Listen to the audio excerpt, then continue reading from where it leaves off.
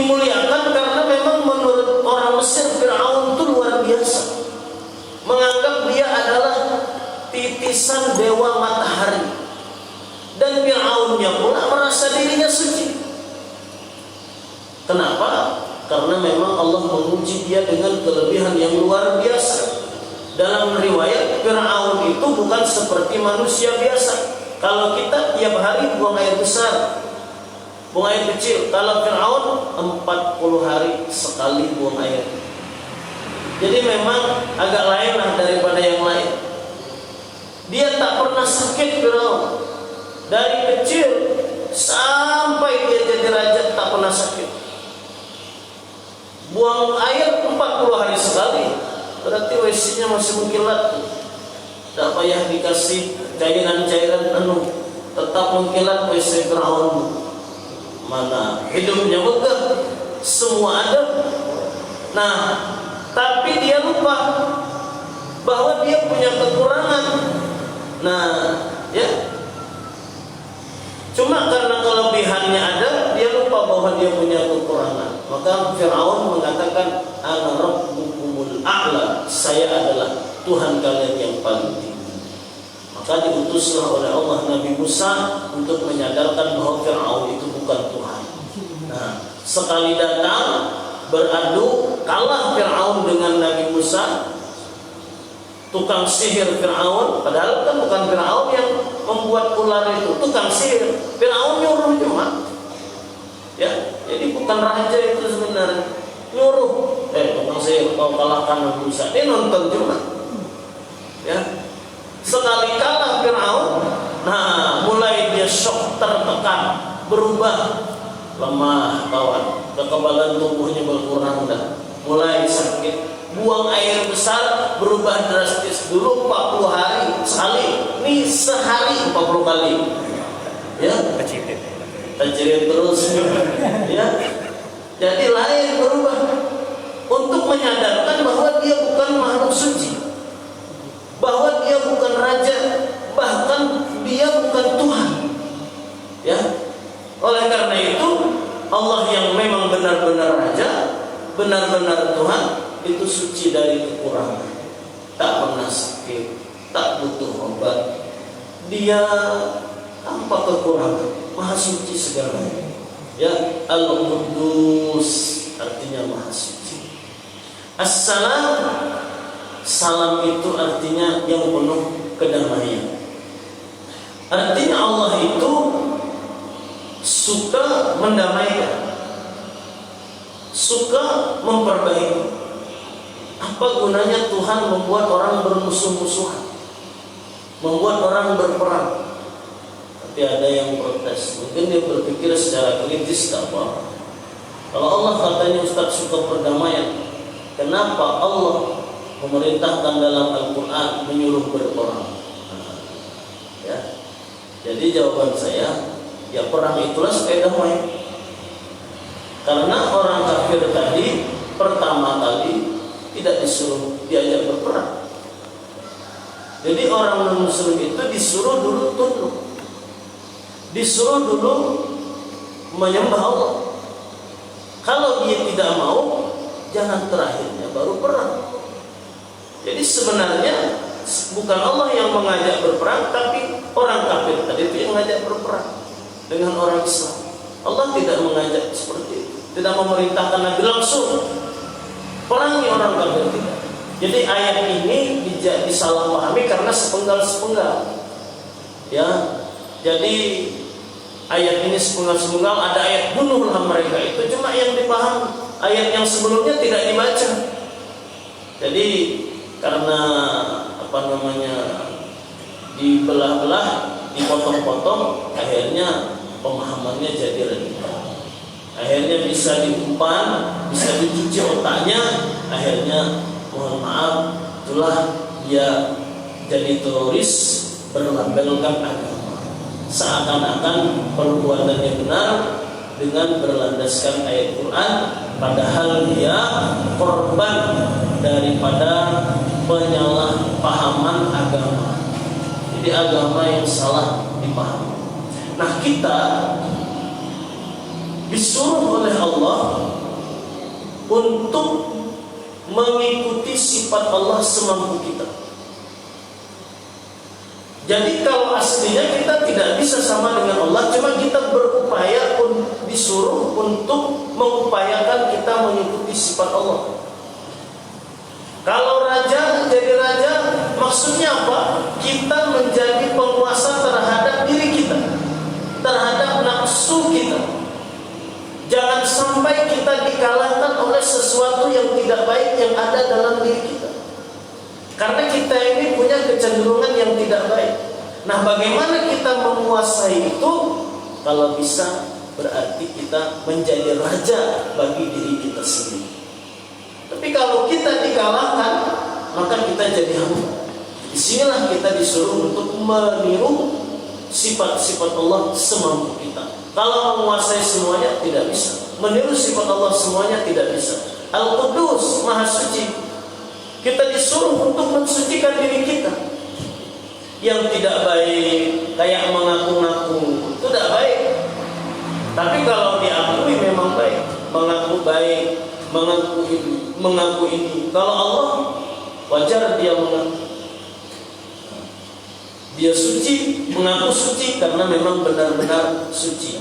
Kalau kita asalnya tidak suci, tapi kadang mengaku-ngaku suci. Maka dalam Al-Quran ada teguran, fala tuzakku anfusakum. Maka jangan engkau menganggap dirimu bersih, menganggap dirimu suci. Salah satu cirinya keluar dari mulutnya dia memuji dirinya sendiri. Tak boleh. Memuji dirinya tak boleh.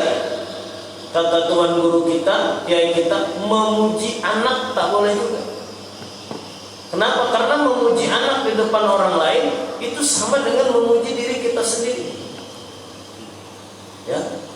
Jadi fala tusaku anfusakum, jangan engkau sucikan, engkau anggap dirimu bersih, tidak ada dosa, termasuk keturunanmu orang tua, tak boleh.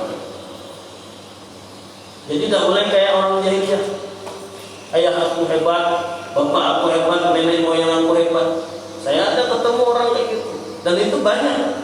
Memuji dia, memuji anak, memuji orang tua. Dan itu ujian. Kita nih bisa tak menguasai diri kita, untuk tidak melakukan yang seperti itu. Kalau Allah memuji dirinya, wajar. Kalau kita, mohon maaf, tak sesuai dengan kenyataan. Ya. Udah itu suka memuji, suka pula orang memuji. Padahal orang memuji itu kadang tak ada manfaatnya. Mohon maaf nih. Ya. Ada sebagian kita tahan punya motor baru untuk lebaran. Nanti ada yang ngomong, Pak, mantapnya motor baru nih, banyak nih nampaknya duit lebaran nih. Ya, alhamdulillah lah katanya. Pokoknya kita harus gaya. Tidak sadar dia bawa motor itu kredit. Ya, jadi kan sebenarnya tak pantas dipuji. Dan orang yang memuji tadi itu mungkin muji itu ada maunya juga. Bisa pinjam nanti. Nah, dan juga yang dipuji itu harus berpikir, kalau dia mengharap pujian orang lain, apakah manfaatnya ada? Dipuji dari pagi sampai siang, apakah yang puji itu bantu bayar kreditan sebulan? Dan jadi memang itulah kadang kita ini terhalang oleh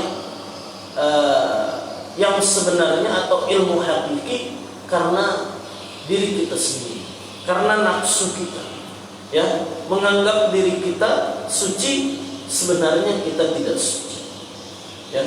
Jadi diri kita yang penuh kekurangan, sadarilah, yang punya kesucian maha sempurna, tidak ada celah, tidak ada aib, adalah Allah Subhanahu wa Ta'ala. Nah, yang Allah suka kedamaian, kita disuruh meniru kedamaian Allah. Bagaimana? Ya, kalau kita bisa mendamaikan orang yang bertikai, yang berkelahi, berarti kita dapat pahala yang luar biasa. Kalaupun tidak bisa seperti itu, minimal kita mendamaikan secara pasif. Macam mana mendamaikan secara pasif? Kalau kita tidak bisa berbuat baik dengan orang, kita jangan berbuat buruk dengan dia. Kalau kita tidak bisa membantunya, jangan membebaninya. Kalau kita tidak bisa membuat dia bahagia, jangan membuat dia sedih. Itu artinya kita menebarkan kedamaian yang fasih. Kalau mendamaikan yang aktif, orang berkelahi, bagaimana kita melerai, bagaimana kita mendamaikan. Dan jujur, itu bukan mungkin di luar kemampuan manusia.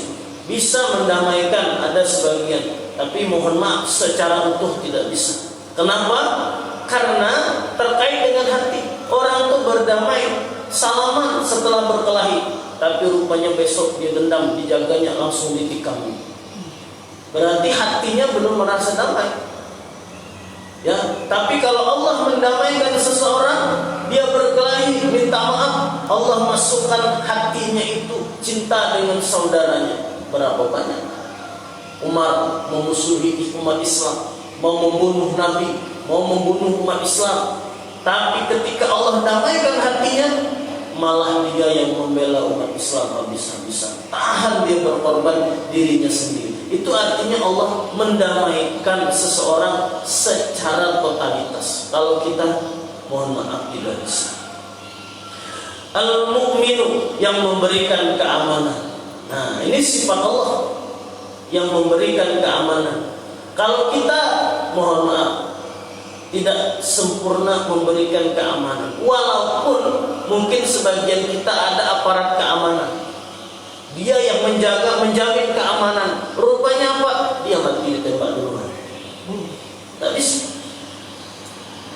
Kenapa? Karena yang memberikan keamanan itu adalah Allah Subhanahu wa Ta'ala. Umat Islam dikepung oleh orang kafir, beribu-ribu jumlahnya, berkali lipat dari orang Islam. Ternyata Allah masukkan hati orang Islam tadi rasa berani. Bagaimana? Diperlihatkan orang kafir itu sedikit, jadi orang Islam berani. Allah yang memberikan keamanan. Contohnya perang Badar 313 lawan 1000 lebih. Allah buat orang kafir itu dalam penglihatan orang-orang beriman sedikit. Sebaliknya orang kafir melihat orang Islam itu banyak. Nah, ini namanya Allah memberikan keamanan. Ya, kita begitu juga. Ketika kita tidur, lubang hidung kita masih terbuka, lubang telinga masih terbuka. Tapi Allah memberikan keamanan kita ketika tidur dengan Allah kirim malaikat hafal. Maka sampai sekarang saya belum pernah mengalami, mudah jangan, waktu tidur lipan masuk dari hidung keluar dari mulut, tak pernah. Karena Allah yang memberikan keamanan. Ya, padahal mohon maaf kata anak saya, Abi sudahlah tidur tengah berbunyi pula aku katanya. Kalau ada Allah memberikan keamanan macam mana? Nah, ya, maka kita meniru sifat Allah yang memberikan keamanan. Janganlah kita mengganggu atau membuat orang lain resah. Ini namanya meniru sifat Allah secara fasih. Kalau tidak bisa memberikan keamanan, jangan menimbulkan gangguan. Malam-malam kita tidak bisa membuat orang tertidur, karena mungkin orang tadi susah tidur. Jadi kita bagaimana? Jangan mengganggu orang untuk menikmati tidur malam-malam. Tak boleh menghidupkan suara yang kencang malam-malam, merimbun musik. Tetangga mau tidur, apalagi punya anak kecil. Kalau sampai seperti itu maka disebut zalim. Allah memberikan keamanan, nah kita jangan mengganggu orang lain jadi. Ya, beda kalau ngaji pakai speaker masjid, memang kuat mengganggu orang tidur. Betul lah kata sebagian kelompok umat Islam, tidak boleh keluar katanya speaker ngaji itu karena mengganggu orang tidur. Ya, karena dia memikir tadi itu mengganggu dan tidak boleh yang lain merasa terganggu. Tapi tidak bisa menyamakan orang lain seperti dia. Dia mungkin dengar ngaji merasa terganggu. Kalau orang lain umat Islam kan tidak. Dan juga kan tidak terlalu malam. Dan ini bagian daripada syiar Islam. Kalau dia menyimpulkan suara ngaji itu mengganggu orang lain, tanya dulu yang di sekitar rumah tuh wawancari satu-satu. Terganggu enggak kalau ada ngaji kuat? Ini terganggu. Ini tidak. Oh terganggu tuh. Sekali ditanya terganggu, orang bukan Islam rupanya. Tak bisa. Jadi harus ditanya satu persatu terganggu apa tidak. Ini langsung menyimpulkan secara semuanya bahwa itu mengganggu. Salah pemahaman seperti itu. Jadi kita umat Islam harus juga menampakkan syiar-syiar atau tanda-tanda kebesaran Islam. Salah satunya adalah dengan kita mensyiarkan, menguatkan suara ketika mengaji, membaca Al-Quran. Dan ini karena kita mayoritas umat Islam, saya rasa itu bukanlah mengganggu, ya. Kecuali memang orang imannya itu dengar Al-Quran itu kayak setan dengar azan, ya. Jadi payah tuh kalau kayak gitu tuh. Katanya gangguan budak-budak di ngaji katanya tak bisa begitu. Berarti telinganya itu sudah disumpal setan, ya. Alhamdulillah. Al-Muhaimin, yang maha mengawasi. Jadi Al-Muhaimin ini artinya dua. Pertama mengawasi, yang kedua Asy-Syahid, yang maha menyaksikan. Bisa menyaksikan, bisa mengawasi. Artinya yang mengawasi itu menyaksikan, yang menyaksikan itu mengawasi. Jadi Allah itu yang maha mengawasi kita 24 jam, tidak ada satu detik pun terlepas dari pengawasan Allah. Cuma kita yang merasa tidak diawasi oleh Allah. Kenapa Allah mengawasi 24 jam? Wa huwa ma'akum aynama kuntum. Allah bersama kalian dimanapun kalian berada. Kenapa Allah bersama kita? Karena di dalam diri kita, di dalam roh kita ini adalah bagian daripada roh Allah. Ketika Allah menciptakan Nabi kita, Nabi Adam, ditiup Allah roh itu bagian daripada Allah Subhanahu wa taala. Maka Allah mengatakan, "Fa idza nafakhtu fihi min ruhi." Aku tiup dalam jasad Nabi Adam itu daripada roh. Berarti dari Nabi Adam roh Allah diturunkan kepada kita, maka dalam diri kita ini ada roh Allah Subhanahu wa taala. Cuma karena kita ini dikotori dengan berbagai macam dunia, harta, makanan yang halal, yang haram, yang syubhat, maka kita tidak menyadari lagi bahwa dalam diri kita ini ada roh Allah, dan kita tidak menyadari bahwa Allah selalu bersama kita, bahwa Allah mengawasi kita, bahwa Allah menyaksikan apa yang semua kita kerjakan. Al-Aziz, yang maha perkasa. Nah, yang maha perkasa ini artinya dia bisa melakukan apapun tanpa ada halangan.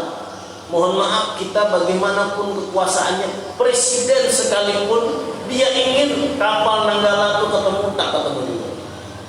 Suruh dia nyelam, tambah dia mati. Ya, tak bisa. Karena kita tidak bersifat anak Al-Aziz. Ya. Al-Mutakabbir, yang sombong. Jadi Allah bisa bersifat sombong, merasa dirinya besar karena memang kayak gitu. Nah, ini tidak boleh kita ikuti. Al-Jabbar, mohon maaf, artinya yang menguasai. Bisa memaksa orang tidak mau, Allah mau, bisa. Kalau kita orang tidak mau, kita tidak bisa memaksa. Bahkan kalau orang itu melawan, kita kalah, tak bisa juga. Berarti kita bukanlah Al-Jabbar. Nah, Al-Jabbar ini juga berarti Allah ini menambal atau memenuhi keperluan orang lain. Jadi kita ini keperluannya beda-beda. Siapa yang memenuhinya? Yaitu Allah bersifat Al-Jabbar. Ini lain, Bang Haris lain, yang ini Bang Rusdi lain, yang ini Pak Haji lain, yang untuk emas keperluannya lain, untuk sawit lain, ya. Jadi Allah yang memenuhi. Kenapa? Karena Allah bersifat Al-Jabbar. Nah, kita ini saja kadang lain, sifatnya ini dipengaruhi oleh syaitan, ingin seperti orang lain. Nah, ingin seperti orang lain ini makanya di Al-Quran dilarang. Wala tatamannau ma faddalallahu bihi ba'dakum 'ala ba'd. Janganlah kalian berangan-angan seperti sesuatu yang Allah lebihkan sebagian kalian terhadap sebagian yang lain. Ya, orang itu dilebihkan ini, kita mau seperti itu, memaksakan diri, tak bisa. Kenapa? Karena Allah memberikan seseorang itu sesuai dengan keperluannya. Dan Allah tahu dengan apa yang kita perlukan. Wa rabbukum a'lamu bikum, rabbukum a'lamu bima fi nufusikum. Allah tahu dengan apa yang ada dalam diri kalian. Oleh karena itu belajarlah kita menerima apa yang Allah bagikan untuk kita. Jadi tak ada lagi sifat iri, dengki dan sebagainya di hati. Kecuali yang disuruh ketika kita melihat orang lain ibadah taatnya luar biasa, mencari ridha Allah semangatnya luar biasa, itu yang harus kita inginkan. Ini namanya iri dalam kebaikan, dan itu memang dianjurkan. Ya, supaya kita menjadi hamba Allah yang luar biasa. Ketika melihat orang lain dalam urusan akhirat lebih mantap, kita harus berupaya untuk seperti mereka.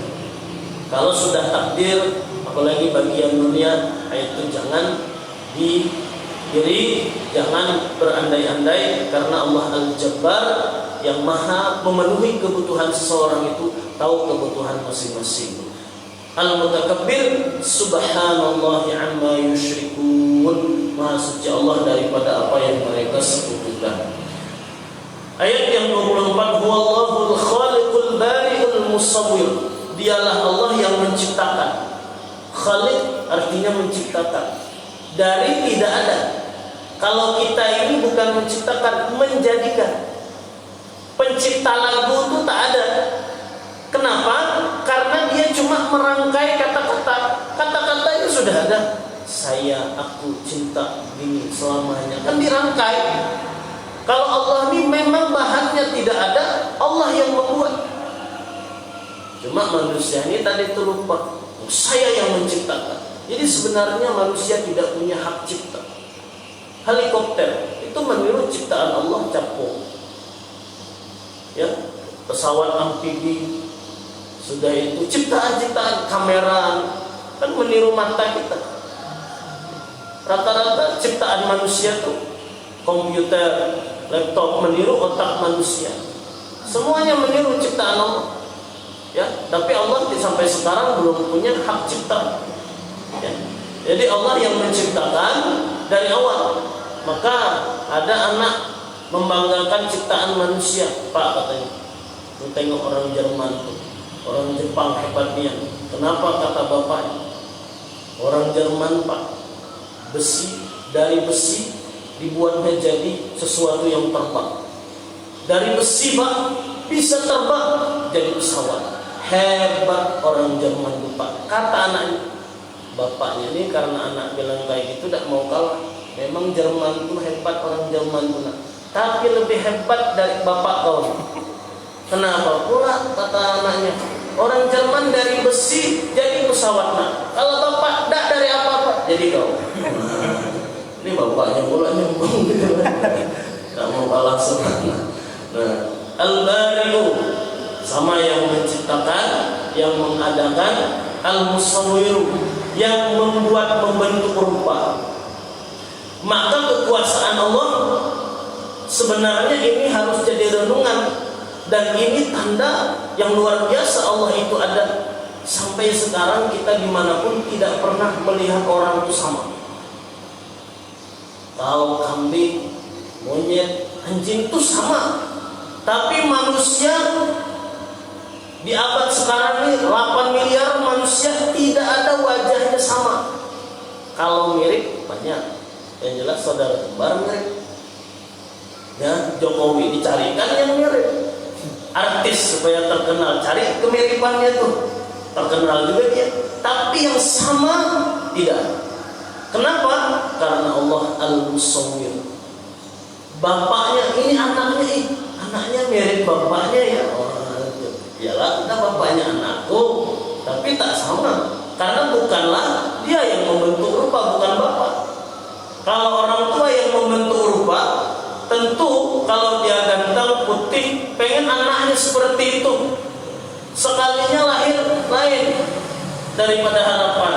Sudah hitam, kami lain dewe, kata bapaknya. Nah, kau ini anak mama kau, ya Lahul asmaul husna, dia Allah memiliki asmaul husna. Dan kata ulama 3 ayat 22 sampai 24 ini ada yang berpendapat adalah asmaul mu'azzam. Asmaul mu'azzam ini kita gunakan ketika berdoa kepada Allah supaya doa kita itu lebih cepat dikabulkan oleh Allah. Makanya bagus ayat ini dibaca. Di samping kita membaca ayat ini jadi zikir, maka dapat 2 pahala, baca ayat dan berzikir. Karena isinya adalah zikir yang paling utama. La ilaha illallah, huwallahul ladzi la ilaha illahu. Berapa kali diulang? Dan di sini ayat ini mengulang nama-nama Allah yang mulia. Nah, jadi ketika kita berdoa, kata ulama itu disuruh untuk memperbanyak memuji Allah supaya yang kita doa, yang kita minta itu dikabulkan. Maka ulama berpendapat ini asmaul mu'azzam. Asmaul mu'azzam itu adalah nama-nama yang ketika Allah diminta dengan nama itu, maka Allah akan segera mengabulkan. Maka kenapa ulama, kiai, ustaz, orang hebat itu doanya lebih cepat dikabulkan? Karena dia tahu celahnya pakai asmaul mu'azzam. Hatinya, ingat, hatinya khusyuk ketika berdoa. Kalau kita berdoa sudahlah tidak tahu aturannya, tidak tahu asmaul mu'azzam, hati pula ada ingat, pas berdoa ingat merah biru cuma macam mana mau cepat terkabul. Ya, jadi kalau kiai kita cepat terkabul karena dia tahu celah bagaimana berdoa meminta kepada Allah dengan baik. Nah, salah satunya kalau mau berdoa dengan asmaul mu'azzam, dan salah satu asmaul mu'azzam itu ada di surah Al-Hasyr ayat 22-24 ini. Lahu ma fis samawati wa yusabbihu lahu ma fis samawati wal ard. Bertasbih kepada Allah sesuatu yang di langit dan di bumi. Wa huwal azizul hakim. Allah Maha Perkasa lagi Maha Bijaksana. Jadi Allah menciptakan segala sesuatu, ciptaannya bertasbih semuanya. Cuma tasbihnya kita tidak tahu bagaimana caranya, dan itu adalah kekuasaan dan kebijaksanaan Allah Subhanahu wa taala. Jadi kita dapat ilmu pagi ini dan insya Allah dapat amalan. Ayat ini bisa diamalkan dalam doa kita untuk menambah doa kita itu lebih ampuh. Mudah-mudahan ada manfaatnya. Sampai di sini, mohon maaf pada salah salah. Assalamualaikum warahmatullahi wabarakatuh.